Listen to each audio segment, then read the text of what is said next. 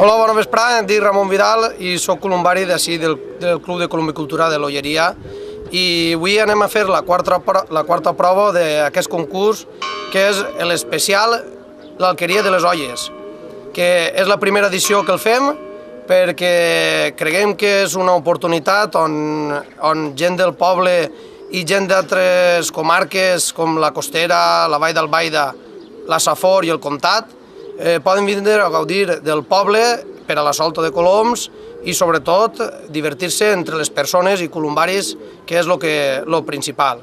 El concurs consta de 6 proves puntuables en la que dura 2 hores cada prova. Esta és la quarta i el pròxim dissabte farem la final.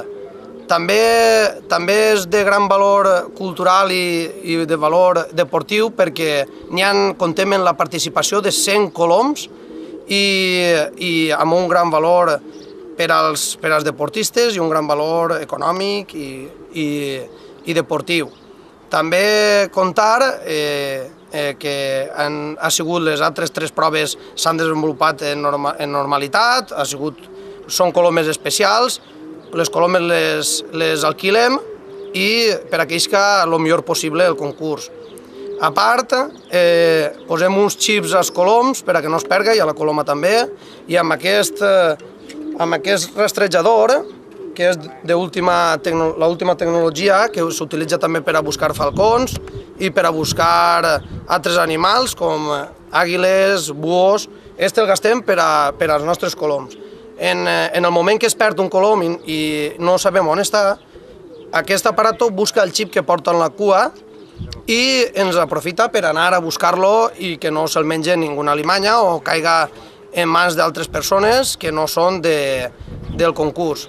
També donar les gràcies a tot el poble de l'Olleria perquè en alguna vegada cauen els coloms en les terrasses, en les cases, en els desllunats, inclús en naves industrials, i ens obrin les portes de bat a bat.